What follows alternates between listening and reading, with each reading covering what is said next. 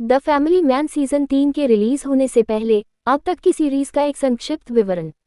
The family man 3 का premiere 21 नवंबर को Amazon prime video पर होने वाला है।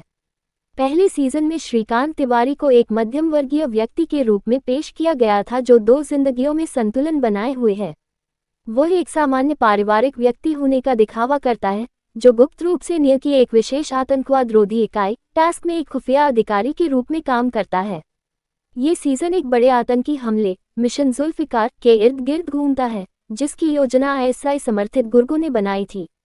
इसका मास्टरमाइंड मूसा था जिसका किरदार नीरज माधव ने निभाया है। श्रीकांत मूसा की योजना को नाकाम करने में कामयाब रहा, लेकिन उसकी नौकरी के दबाव ने सुची के साथ उसके वैवाहिक जीवन में और तनाव पैदा कर दिया। दूसरे सीजन में दिखाया गया है कि कैसे श्रीकांत तिवारी कॉर्पोरेट जगत में शामिल होने के लिए अपने पद से लगभग इस्तीफा दे चुके थे, लेकिन अंततः वह अपनी पसंदीदा नौकरी पर लौट आए और उनकी मुलाकात राजजी से हुई जिसका किरदार समथा रुद्रप्रभु ने निभाया है। इस बीच हालांकि श्रीकांत भारतीय प्रधानमंत्री की हत्या रोकने और अपनी बेटी को बचाने में कामयाब हो जाता है, लेकिन उसकी शादी टूट जाती है।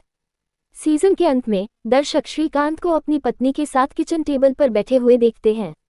दिन के बाद कॉफी पीते हुए श्रीकांत सुची से पूछता है कि उसे क्या परेशानी है। वह रोने लगती है और स्क्रीन काली हो जाती है, जिससे परिवार पर पूरी तरह से ध्यान केंद्रित करते हुए एक आदर्श क्लिफहैंगर का निर्माण होता है। वह रोने लगती है और स्क्रीन काली हो जाती है, जिससे परिवार पर पूरी तरह से ध्यान केंद्रित करते हुए एक आदर्श क्लिफहैंगर का निर्माण होता है।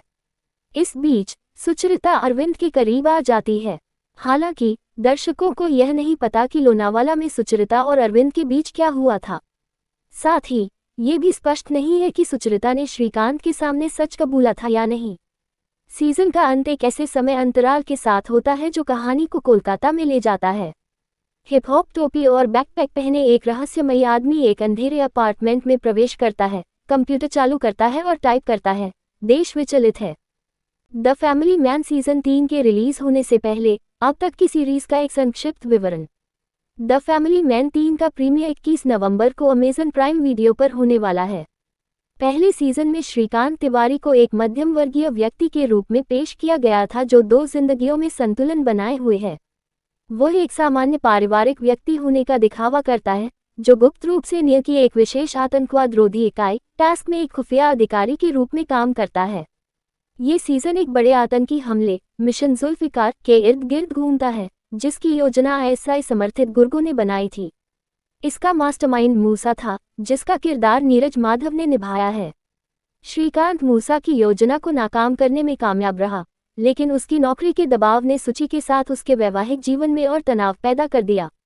दूसरे सीजन में दिखाया गया है कि कैसे श्रीकांत तिवारी कॉर्पोरेट जगत में शामिल होने के लिए अपने पद से लगभग इस्तीफा दे चुके थे, लेकिन अंततः वह अपनी पसंदीदा नौकरी पर लौट आए और उनकी मुलाकात राजजी से हुई जिसका किरदार समथा रुद्रप्रभु ने निभाया है। इस बीच हालांकि श्रीकांत भारतीय प्रधानमंत्री की हत्या रोकने और अपनी बेटी को बचाने में कामयाब हो जाता है, लेकिन उसकी शादी टूट जाती है। सीजन के अंत में दर्शक श्रीकांत को अपनी पत्नी के साथ किचन टेबल पर बैठे हुए देखते हैं। दिन के बाद कॉफी पीते हुए श्रीकांत सुची से पूछता है कि उसे क्या परेशानी है। वह रोने लगती है और स्क्रीन काली हो जाती है, जिससे परिवार पर पूरी तरह से ध्यान केंद्रित करते हुए एक आदर्श क्लिफहैंगर का निर्माण होता है।